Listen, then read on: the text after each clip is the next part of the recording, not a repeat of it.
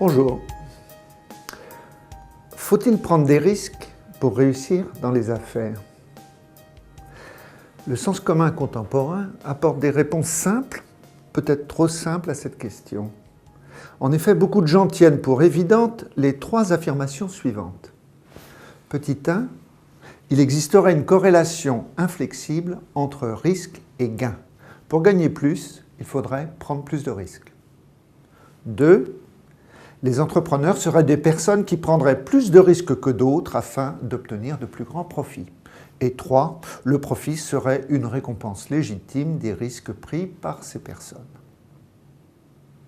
Ces trois propositions ont peut-être pour vous la force de l'évidence. Mon exposé vous conduira, je l'espère, à les mettre en doute.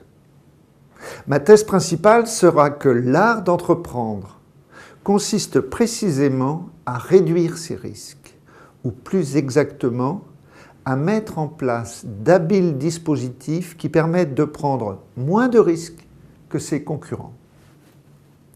Pour illustrer mon propos, j'ai choisi le cas de l'industrie aéronautique française entre 1915 et 1950. Cette histoire suggère que pour survivre et s'enrichir, un entrepreneur doit trouver le moyen de prendre moins de risques que ses concurrents, comme sur le faire avec habileté Henri Potez et Marcel Bloch, alias Marcel Dassault, qui devint l'homme le plus riche de France en 1985 avec plus de 7 milliards de francs de fortune personnelle. Comme vous le savez, l'entreprise qu'il a fondée existe encore aujourd'hui. Elle est dirigée par son fils, Serge Dassault, tandis que ses 39 rivaux des années 1920 ont disparu. Le livre d'Emmanuel Chadot, L'industrie aéronautique en France, 1900-1950, permet de suivre le parcours de tous les avionneurs français pendant cette période d'innovation et de constitution d'une industrie nouvelle.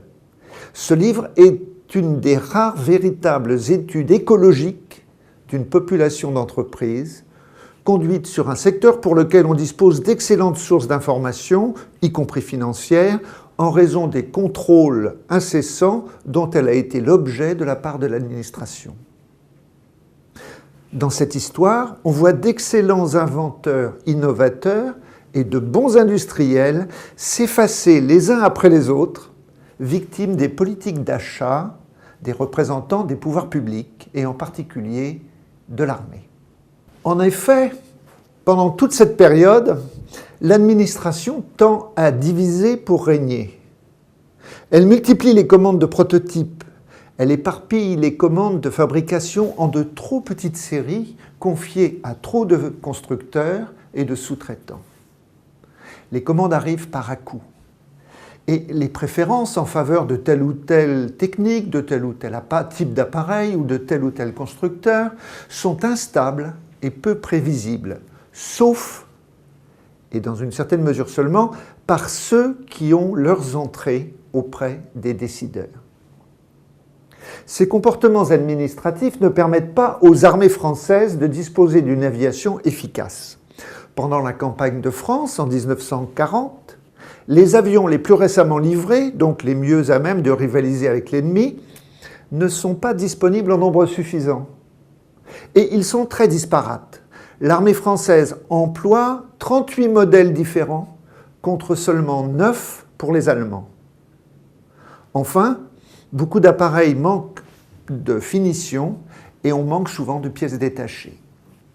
C'est dans ce contexte d'intervention à la fois constante et souvent maladroite de l'État que Marcel Bloch a pu trouver l'occasion de développer ses entreprises tout en minimisant ses risques pour finir l'homme le plus riche de France. La société d'études aéronautiques Bloch-Lévy a été fondée dans l'urgence de la guerre de 1914 par deux anciens élèves de Supaéro, Henri Potez et Marcel Bloch. L'armée leur confie d'abord la mission d'organiser la sous-traitance des avions chez Blériot. Ensuite, elle leur fait vérifier les tracés d'hélices de tous les constructeurs. Et en 1916, ils se font démobiliser et mettent les connaissances qu'ils ont acquises sur le tracé des hélices à la disposition d'une petite entreprise, la Société des hélices Éclair, qu'ils développent et dont ils prennent le contrôle. En juillet 1917, avec l'aide d'un parent de Bloch, ils réinvestissent leurs premiers gains, leur expérience et leurs contacts officiels dans la société SEA Bloch-Lévy, dédiée à la fabrication en sous-traitance d'avions SPAD. Les avions sont à cette époque faits de bois et de toile, et dans leur petite usine de Levallois-Perret, ils assemblent des éléments qui ont été fabriqués en sous-traitance par les entreprises d'ameublement du faubourg Saint-Antoine. Parallèlement, en s'inspirant fortement du SPAD, ils imaginent un avion de combat biplace dont le premier exemplaire sort de l'usine le 11 novembre 1918, trop tard pour participer à la guerre. En 4 ans, les jeunes ingénieurs ont réalisé une ascension inimaginable en temps de paix. Formation technique initiale acquise dans le service public, application au savoir-faire des fabricants, organisation de la fabrication, négociation avec des sous-traitants et surtout obtention de commandes publiques. En quelques mois, ils ont su valoriser des idées et des contacts sans s'encombrer d'un appareil de production dans lequel ils auraient risqué des capitaux, que de toute façon ils n'avaient pas. L'effondrement des commandes militaires après 1918 va provoquer la ruine des autres avionneurs. Pendant ce temps, Marcel Bloch abandonne l'aviation et se reconvertit aussitôt dans l'immobilier. Son compère Henri Potez maintient une activité minimale à la SEA. Il réalise des réparations d'avions, des études de prototypes et fabrique en sous-traitance des avions Breguet. À partir de 1922, il obtient la faveur des bureaux d'études de l'armée de l'air et vend comme prototype colonial un chasseur d'escorte qui a été refusé par les services techniques de l'armée de l'air. En 1923, il obtient des rémunérations pour des études sur plan d'avions type Potez 11, 13 et 14 qui ne voient jamais le jour. Grâce à ces financements publics, il charge son ingénieur en chef, un ancien camarade de Supaéro, de dessiner et de mettre au point un avion capable de concurrencer les Breguet en utilisant les mêmes moteurs. C'est ainsi que naît le Potez 15, biplan en bois classique, facile à piloter et capable de se poser partout grâce à un train d'atterrissage particulièrement robuste. Moins performant que le Breguet 19, cet avion est tout de même commandé à 45 exemplaires par l'armée polonaise et à 55 exemplaires par le 34e régiment d'aviation de Strasbourg en 1923. Cette commande rapporte 6 millions de francs et permet à Henri Potez de lancer la conception d'un nouvel avion et de construire une nouvelle usine mieux adaptée à l'évolution des techniques. Cette fois, il faut financer des investissements lourds. Mais Henri Potez va tout de même réussir à investir le minimum de capital. Pour disposer de suffisamment de trésorerie, il parvient d'abord à retarder considérablement les livraisons de Potez 15, qui sont payées d'avance par l'armée. Mais ce n'est pas tout. La nouvelle usine est établie à Mauldre, un gros bourg de Picardie, où le père de Henri Potez, gros minotier, est conseiller général du canton d'Albert et où il possède des terrains. Grâce à l'influence politique de son père, Henri Potez bénéficie pour bâtir son usine des fonds destinés à leur reconstruction et issus des dommages de guerre versés par les Allemands. Une fois équipé de ce magnifique outil industriel particulièrement peu coûteux, Henri Potez se trouve bien placé pour concurrencer Breguet. Non pas pour fabriquer de meilleurs avions, mais simplement en fournissant des modèles légèrement moins performants, mais robustes, d'usage facile et surtout environ 30% moins chers. En 1926, l'usine de Mauldre emploie 1100 employés, au salaire d'ailleurs plus bas qu'en région parisienne, où se trouve encore concentrée l'industrie aéronautique française. En 1928, 35% des commandes militaires françaises consistent en hypothèses. Si l'on ajoute les commandes de Pologne, de Tchécoslovaquie, de Roumanie et d'Espagne, l'usine de Maulde dispose d'un carnet de commandes de 1500 avions à livrer avant l'été 1929. Cette même année 1929, Marcel Bloch revient à l'aviation. Grâce à ses entrées chez Albert Cacot, directeur général technique du ministère de l'Air, il obtient un contrat de 2 millions de francs pour la réalisation de 3 prototypes d'avions coloniaux métalliques qu'il fait réaliser d'abord dans une usine de Courbevoie avant de s'entendre à nouveau avec son ami Potez. Mauldre devient l'usine d'assemblage des avions fabriqués en série et Courbevoie le centre de réalisation des prototypes. En 1933, un des principaux avionneurs français, la SGEA, est quasiment en faillite. C'est l'occasion pour Bloch et Potez d'augmenter la taille de leurs entreprises et de recevoir la majorité des commandes publiques. Bientôt, ils disposent d'un ensemble de 9 sociétés, non pas intégrées dans un groupe unique, mais liées par des accords formels et informels entre les deux associés. Bloch et Potez prennent le contrôle de l'entreprise Monobloc, puis de Lorraine Dietrich, une entreprise qui devait 20 millions de francs au Trésor public, une somme que les deux compères obtiennent de réduire de 5 millions et de ne rembourser que très progressivement. Il faut dire que cette reprise se fait avec l'aval du ministre de l'Air et que le frère de son directeur de cabinet, Edmond Giscard d'Estaing, père du futur président de la République, est nommé président de l'entreprise. Vous voyez, tout se passe à cette époque comme si les manœuvres politico-financières avaient pris le pas sur les acrobaties aériennes et les réalisations industrielles. Jusqu'en 1937, le pool d'entreprises que les deux associés ont formé reçoit 57% des commandes liées au plan militaire de réarmement. Il contrôle 65% du marché des avions et 25% du marché des moteurs. Ils sont aussi les principaux agents de la montée des prix, car leurs concurrents s'alignent sur eux. Ils réalisent donc ce que les militaires avaient voulu éviter depuis 2 décennies, un quasi-monopole. Et voilà qu'en 1936 s'installe en France le Front populaire, dirigé par Léon Blum. Période au cours de laquelle les grèves se multiplient tandis que les congés payés, la réduction du temps de travail et les conventions collectives sont instaurées et que le gouvernement décide de nationalisation. La loi sur les fabrications d'armement, adoptée le 25 juillet 1936 par la Chambre des députés, puis par le Sénat, est rédigée en termes vagues.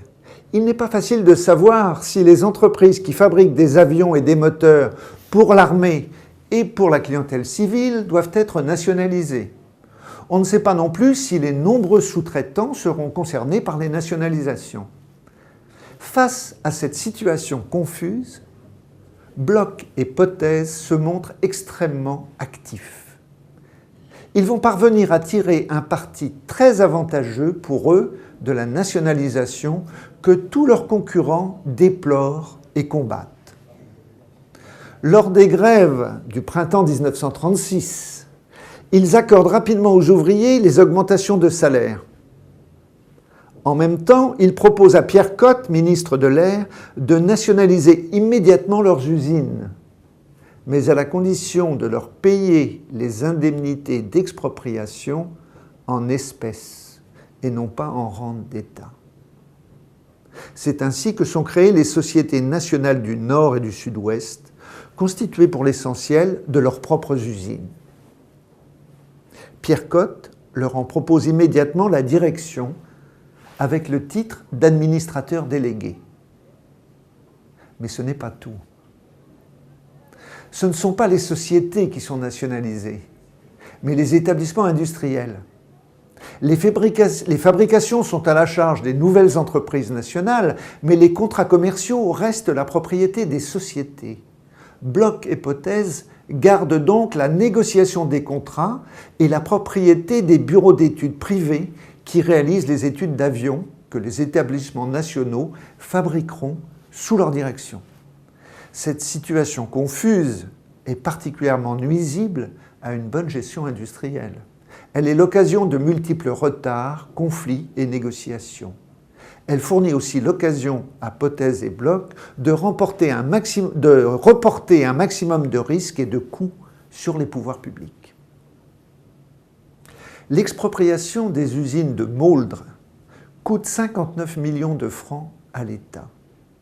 Sur cette somme, 40 millions de francs sont consacrés au rachat des outillages, des équipements et des stocks, dont le coût est pourtant déjà incorporé dans le prix des avions payés d'avance par l'armée. Mais ce n'est pas tout. Grâce à la nationalisation de leurs usines, Bloch et Potez n'ont plus à supporter la forte baisse de productivité et l'augmentation des salaires. L'usine de Mauldre avait produit 483 avions en 1936, elle n'en produit plus que 395 en 1937 avec le même effectif. La production est ralentie et désorganisée, mais Bloch et Potez n'ont plus à supporter les coûts de cet état de fait. Encore une habile réduction des risques.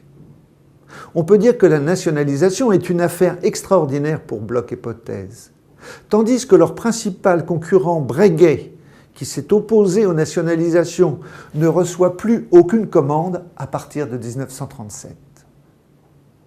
C'est que Potez est l'ami personnel de Cotte, ministre de l'Air, tandis que le frère de Bloch est second aide-major général dans l'état-major de l'armée de l'air, c'est-à-dire il occupe le 4e rang par ordre hiérarchique. Parfaitement renseignés, Bloch et Potez savent s'adapter à une période politique troublée, qui, au lieu d'accroître leurs risques, leur permet au contraire de les réduire considérablement tout en engageant de gros bénéfices. En effet, ils ont perçu 61% des indemnités versées par l'État. Ils restent à la tête des entreprises expropriées. Ils continuent à faire prospérer leurs bureaux d'études et leurs usines de prototypes non nationalisées.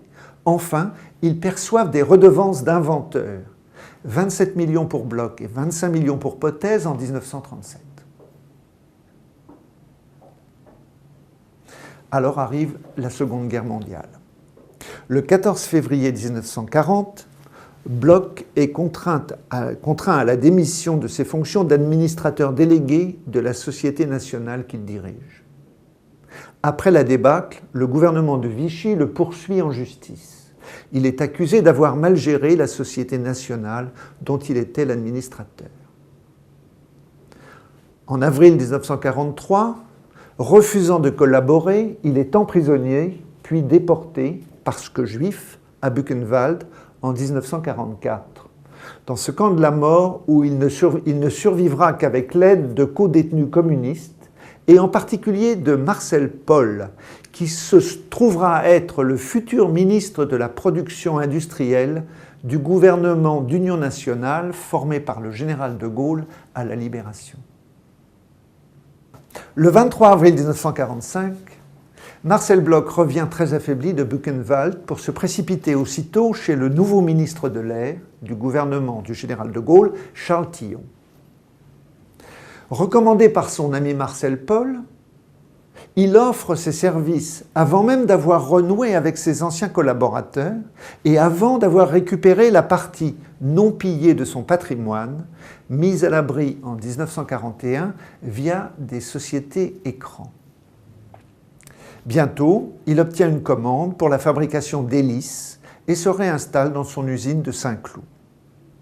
Le 8 juillet 1947, une réunion mixte constructeur-ministère décide du plan de charge du premier avion d'assaut, nom de résistance du frère de Marcel Bloch, adopté par la famille après la Libération. Le redémarrage de ces activités s'effectue selon le même schéma qu'en 1917. Fabrication d'hélices, embauche d'ingénieurs, étude d'un appareil peu innovant mais répondant exactement à un besoin précis de l'administration coloniale, reconstruction d'un outil industriel de fabrication, puis enfin, étude d'un avion plus ambitieux et plus innovant. Ce sera le chasseur à réaction Ouragan, développée à partir de 1949. Comme en 1917, la capacité relationnelle à obtenir une commande publique précède et rend possible la réalisation technique et le déploiement de moyens industriels. La réalisation d'un avion innovant n'est entreprise qu'une fois acquis les bénéfices d'une fabrication plus ordinaire, plus facile à fabriquer et à vendre et plus immédiatement lucrative. Cette histoire et tous ces détails, dont j'espère n'avoir pas trop altéré l'exactitude, me semblent illustrer parfaitement ce que signifie pour un entrepreneur réduire ses risques. Le mythe romantique des as de l'aviation ne doit pas nous faire oublier que les affaires sont les affaires et que l'art d'entreprendre consiste à reporter un maximum de risques sur les autres. Les techniques de réduction des risques employées par Henri Potez et Marcel Bloch sont un cas extrême, mais c'est loin d'être un cas unique. La plupart des hommes d'affaires dont la réussite est exceptionnelle et durable ont recours à des techniques similaires ou analogues. Le livre « From Predators to Icons », publié en 2008 par Cornell University Press, étudie les parcours de 32 hommes d'affaires européens et américains qui sont passés en moins de 20 ans d'une fortune qui se compte en millions à une fortune qui se compte en milliards. D'après les sources que nous avons pu dépouiller, dans 56% des cas, l'homme d'affaires a pu garder pendant un certain temps au moins l'usage d'informations exclusives essentielles à la conduite de ses affaires. Dans 31% des cas, le risque a été reporté en partie sur les actionnaires minoritaires ou sur des banquiers. Dans 25% des cas, sur des fournisseurs et sous-traitants. Dans 22% des cas, sur les salariés et des collaborateurs. Et dans 25% des cas, sur les pouvoirs publics. Ces chiffres sont probablement sous-estimés, car nos sources d'informations sont incomplètes. Mais ils suggèrent que les techniques utilisées par Henri Potez et Marcel Bloch pour réduire leurs risques sont loin d'être anecdotiques. Si chaque dispositif de réduction des risques est singulier, contextuel et souvent très politique, l'art de réduire ces risques et de les reporter sur les tiers est souvent une condition de la réussite en affaires. Pour conclure, on peut dire qu'il n'est pas toujours vrai que pour gagner plus, il faut prendre plus de risques. C'est ce que postule la théorie financière, mais elle résonne au niveau d'un agrégat d'agents indifférenciés disposant tous de la même information. Elle étudie le comportement de l'ensemble de tous les spéculateurs opérant sur un marché à un moment donné du temps. Or, on ne peut déduire du comportement d'un agrégat le comportement de chacun des éléments qui composent cet agrégat. Nous avons raisonné ici au niveau d'un entrepreneur singulier disposant d'informations exclusives. Nous avons montré que les opérations décisives engagées par l'entrepreneur visent principalement à percevoir, exploiter, aménager ou provoquer des anomalies de marché, source momentanée d'importantes plus-values locales. Autrement dit, l'homme d'affaires parvient à obtenir un niveau de gain exceptionnel en réduisant ses risques grâce aux informations et aux ressources rares dont il a pu s'assurer l'exclusivité. Dans le cas de Marcel Bloch et Henri Potez, on ne peut pas mieux dire. Je vous remercie.